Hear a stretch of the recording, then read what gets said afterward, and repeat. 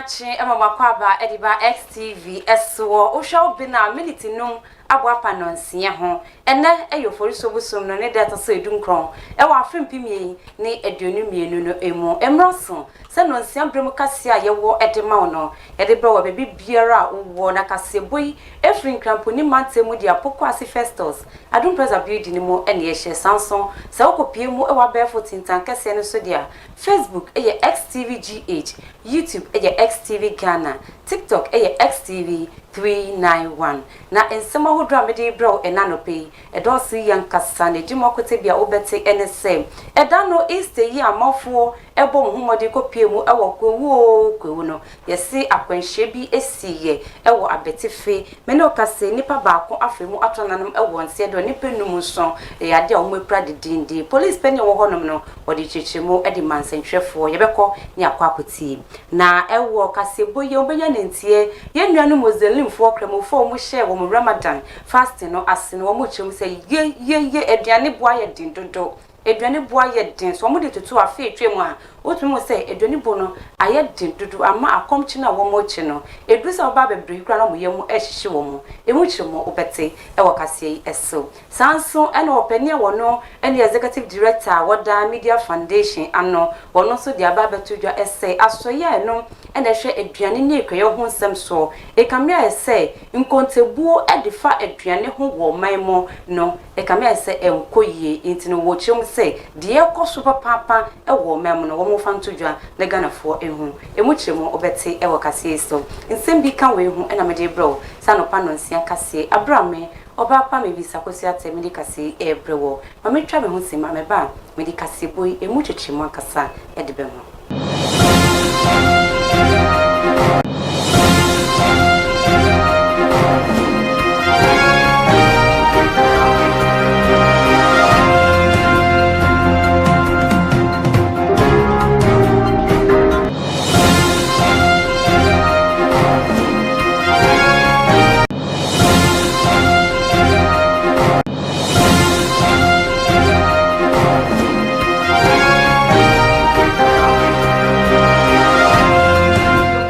XTV yanopa no nsia kase so na edano yebo Easter din pane nyina ye nim se Easter de kwewu wo be sha asese wo titi kwewu akabe egusu mako miensa sa Easter ibedru no ene beto odwa se hotel sa ewo kwewu honom no eyade ni nyina aye ma amanfo ababe buku ede ato ho no ma se enye asem kuma na amanfo kwachi omuni ewo ho da se ehu behia pasa hweyi nso ebetimi akonkan na se na nipa ekobopim so ewo honom no na kwakoyare ho sem papa bia ya ente se nipa gina na omu gigira honom na kaso nso efa hono nipa ntimi ma yese honom aboa peso akasa enye asem kuma na enomo na opani ohene mante wono eye head edima accident and squad unit ewo abetifi police station ho wodi etu dwa se na nipa ebopim so no enam so amakwanhye bi esiye eko hwechire na bofaketwa otonanum ewo nsiedo nipa num nso etimi eprepra na wo kiremu edi strength central for kwanye fa so asa akwanhye ebaye yenkonenkwohwe. Police in Abetifi received a distress call that suspected driver Charles Apia, who was in charge of Hyundai Creta Salon vehicle with registration number GW4826/20, driving from Abetifi Township towards the PRC, that on reaching a section of the road, he suddenly veered off the road and ran into metal container shop on the near side of the road. Police proceeded to the scene of accidents and met victims age 4, 10, 6, 17 and 24 respectively, who were at the shop premises and have sustained various degrees of injuries. They were rushed to the Abetifi Health Center for medical attention, where victim Atteh Senior, who was part of the victims who sustained various degrees of injury, age 10, died whilst receiving treatment.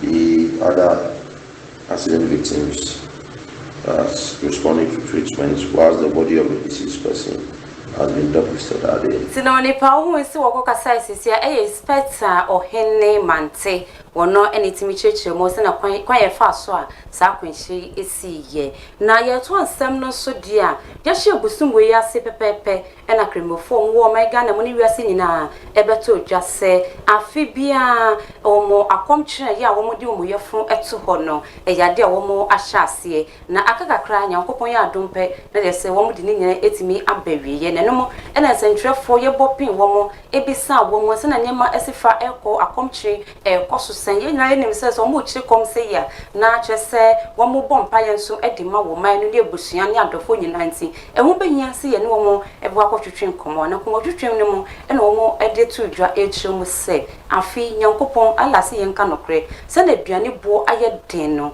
enye ebini wo mo ekyire mu se nyeme bia na wo mo to no emre bi etwem no se de a multiply by 3 times at say e ha adwen papa na se enti no se boss 6 o'clock na e wo so mo ko break ya na fe de eja wa yam hyehye wo yam hyehye sansa woni medwane ko a obuko akoto etimi e de break o fasting no wo mo ekyem sa fi die na memu aye din dodo wona wo ton aduane no so wo mo so e de wo mo nsem etimi e de tudwa yenkohwe tamarind we call it a Hausa beer and sobolo and usually porridge.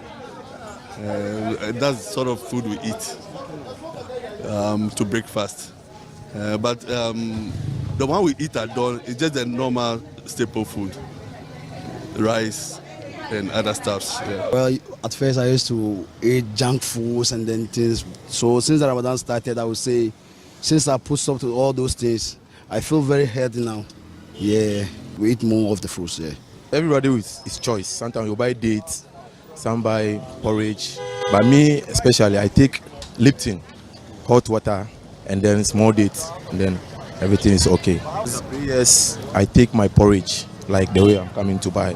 So say boy ya den so ya se be unsta ne ya be na ya be to ama ye ntie ye. Bueno, me yin se bi atensivis. Nto be se bi anam da man 8.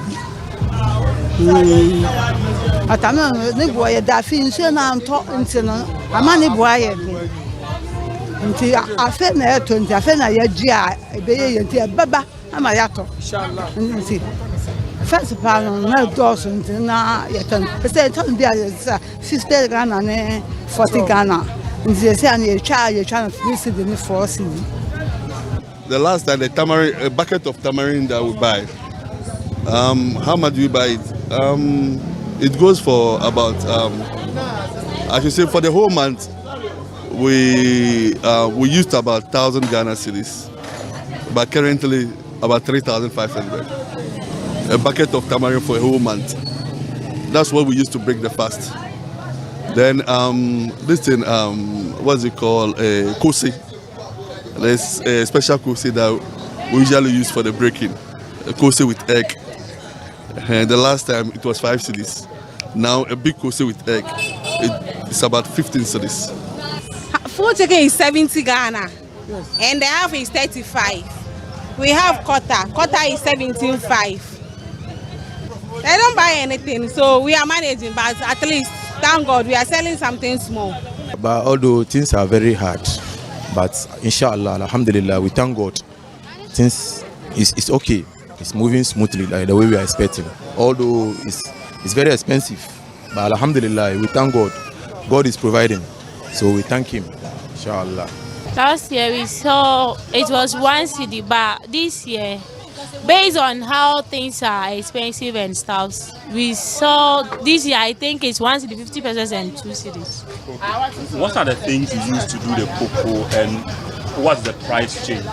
We use millet, sugar, ginger, pepper and gas stuff. No kremofo a womo ye womo Ramadan fasting no. Ne titru pa ye nyina ye nim huba o man mo na opa bia ye akremofo ewo pa eye ni mani Medina ne nkeka ho ho eno mo do so pa nti ho ene ye do mo koye sa Jacob is someone semia or this ansemi etimi editu tram na ye to ansem no so dia aban a what say so spring no what din hihye bebre enetimi eba ye na ba ko a etimi agidin pa oyi free SHS edi fi ho a planting for food and jobs edenye bi ni so omde bom ho asafo hene ani omo chim say planting for food and jobs no amedwane ebusu ye ntimi mponto ekrafo say edwane ebusu wo nya atofo ukodwa so so obenya edwane bebre ato ahye say ukura skakitu ebi obetimi enya edwane bebre nanom ene wo pani a wonom ene da executive director Edima Media Foundation for West Africa eyo pani Suleiman Abrahima wonom ene wodi nsem bi etu dwa chemu sem asoye no ene hwe edwane ne ekwa ho nsem so ntitru pa no osoafo no in kote boni nsem keka wo keka edifa planting for food and jobs no enye anuni enye sa enete ewo man wo chemu say planting for food and jobs no enko ye sa se na wo mo pese wo mo maganafo ehun say planting for food and jobs enko ye amaduane ebusu wo chemu say enye sa kra nete ye enko ne kohwe. One of the ministries in this country that has been churning out very, wrong and false information has been the Ministry of Agriculture. You mean the Ministry of Food and Agriculture has been churning a lot of false information? Exactly. And I think that the Planting for Food and Agriculture, Planting for Food and Jobs is certainly a great initiative. Unfortunately, whatever that is good about the initiative perhaps has been taken away by the high level of propaganda and the high level of misinformation that is often churned out by that ministry in terms of our food production capacity and rates, and in terms of what is happening in our agricultural sector. I think the minister himself has consistently been putting out false information. He's always been exposed for the wrong information that is put out there, but it appears that it doesn't deter him. And that is why we are where we are. We get the false information and the false hope that we are doing well in terms of our food production capacity and how much we need in our country to feed ourselves and so on and so forth, all for the sake of political propaganda. And I think that if we don't move away from that, if we had time, I could give you figures and statements that the minister has, been putting out there, which are all false and creates a certain false hope. Suleiman, we don't have that much time, but I would like you to touch on, if you can, briefly, because I didn't know you would go off on this tangent. I would like you to touch on one or two briefly. You can just mention which specific issues, and we can take it from there. So, for example, if you take our soybean production, for example, the minister on February 3rd, in a meeting with Tony Blair, put out a false information that, before 2017, when this government came to power, Ghana was producing less than 100,000 metric tons of soybean a year, which was false. And then he went on to say that since coming into power, the soybean production has increased to 250,000 metric tons, which again is false, because the latest information, the latest figures by his own ministry indicates that even as of 2020, where the figures were available, we were not doing up to 210,000 metric tons. And even the projection for 2021 was not even up to more than 215,000 metric tons. So you ask yourself... Suleiman Abrahima, and Executive Director of the Media Foundation for West Africa. And now you're one Samno Sudia. Now, 3 years and a better essay. A year convention, amount for airport, Easter convention, amount for airport, and a confusion phobia, equal to share a sorry dame be prophobia. So, almost say, sir, if you had done one a year watch 19, a confusion folk to share one more India, and for a bomb boy, I pay for fun near Makudra, Seka Omunia Sadanina, Omutimi, as a sanina, Edico, yes, and so, a boat try, a good beach, a can nipper be a was sorry dame no more. No more, and a nipper be a sa, a tree, a cow woman, Omode. To just say one more here, psychological support. Send a be a bit to me, a boa woman, net me ashes and said trauma now a femono. Now no worship pass, I was sorry demo, not a two a so, na yes if I will bra for your brand a yarahosem, into woman so anything dreadful ekasai. Master de Mihen is not or the tuno, Asher and Pumanim Honumna, or one or done to none or soldier. Or so far from the flu in a ball girl about giving a piano, a topic in a boy and Mala, me, papa to see you hunting. Yes, Mala, me boy. A boy call any boon in Naibacono. And there's Sabe Borana, Ebe Piena, never boy me mamma dear Surana, Ebe Piena, never charming nine. And a Sa Bar Colaba Conde, Bonny Ram see. And I collaba custody, Nihase now why. Mestre and penny for the same penny for Bebrebe. And Nam said, Sadi and a members in Hunbida. And in fact, I affect church. And the Yeshia, but na adding say ombitimaba. Nipa kakrebi ni timibae because of say I am Shishio. Timestre, pennyfo senka at least ombitimanya pennyfo bi psychology phobi ama omone members ne so abekasa ama yenya enka yane beje ho. Na yasere pennyfo say bills ni nyina asoria na efa ho ka.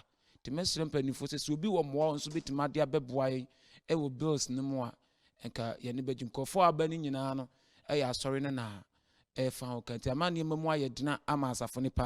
Basically, with our Inspector General of Police, Dr. George Kufudampare, he has told us that if we don't know how to police a place, we should just see how he manages the entire police service. And that when something happens, the victims must be seen as part and parcel of us. So we should do everything possible to manage the situations where the people will come back to the level they were before the crime happened. That is why ever since it happened, police was the police patrol team actually went there and they escorted the victims to the Fuansi District Health Center before they were referred to Konfanochi. They carried them there in conjunction with the pastor in charge and they were admitted over there. Ever since, we've been visiting the victims at the Konfanochi Teaching Hospital. This morning I was even there. After that, then I had to come to the community itself to be able to meet them and then fellowship with them and give them the assurance from the Inspector General of Police that whatever has happened, all right, but we are going to do our utmost best to trace the perpetrators and bring them to book. We are the early stages of investigation, and in fact, we are gathering much evidence, and we've seen that at the level we are now, we are just going to rely on the victims, that's the pastor, the church, and then so far they've been cooperating. So no, arahose we see yes, the heavy embassy international, santimante machima, and asasimi, etimi esi na to ansem no so dia na wotwetwe mu no so arahose bi so esi yendi bia ye frɛ ho zankole na enomo na beto odwa sɛ nipa maako emprom ato nanom nse da bra nipa bonifo bi ekotu ehye wo so bubu omutu ewieye sanso paija editu efia na wo motimo no sɛ kroma ni nyina na ye kyeremu asa bia no na ye fulani fo pa na wo mote sa bia ye no na enomo na eda no kwasia da na ebeto odwa sɛ sankofo nyina yetimi akwakosie wo mo fefefe sɛ na eye mozira na kose wo mumra no esefa etie na asem no esi ye no impenifo bom homodi emuno no omo faye edikopie mu ewo Temale Teaching Hospital mo koye autopsy ekohwe emunu mu bibia egwombo wieye no eda no kwese da ena omo di man panifo a wo da Fulani community a ewo honom no yetimi edi ma wo mo wo di ma wo na eda no kwese da wo mo ekosie wo mo enti eno ene nsem a ebeto dwam na brantie ba akon obo ne homodin ekasa ni din di Ali Sunday wo chemo se asem esi ye ni de eyaro hosem papa ne nuanu mako miensa ene to ananom ewo nse do sa da no eyare hosem de esi ye ne de wo mu nim de esi wo mu nim de bae de mo ho ne se nipa etimi aba betu ahye o mo so a ebe kunku ebubo o motuo ewieye san paicha ede tu ekura na wo motem no esan paicha ede etu mo sa asemi ye bo mamanye de da de esi ni de ba nyina ye bo ho amanye de da ne mo no ena no kwese da ena wo mo ekosie san krofo a wo mo to ananom ewo nse do ene na mejina wo mo nsemwesu na ena no pe kasia mede brewo sanopa no nsia kasie no mede wo ebetimi esi ha memfa sedam fama wo sawnya breni adaje na wo hwe XTV ya no pa no nsia kasie dojira kamera che ede mame e DJYX Faith eta na chipintim Samsung ena law ene twami editu mo Samsung ena Bismarck nso eta na chi se pintim executive producers eye na nadwa sapoma na fence no openi Sam Tuga wo mo na executive executive producers na the producer Fafali and friends and Stephanie Omo and Bomechidom Abrinidum nyina na ena no pay say bia wo di dwuma bi bia ya wo bia wo pese ye bo wadwuma mu dewro e wo ye kase so e de mawa de hia ne se obefrem panifo freyen e wo 0204 700 404 0204 700 404 ofreye na yebeji okume bi ebohu dero ma obi bia bete ahun bebi biara owo mi amedika say so ebrewo e Obaapa Mavis Akosua Atteh na me sorry so die agudie mu sem de mu epi je say de watre bayan kasa ene de ebro de wo pa hwe etie no eno ene de ebro me no be ma microphone yata waye krado enko bebia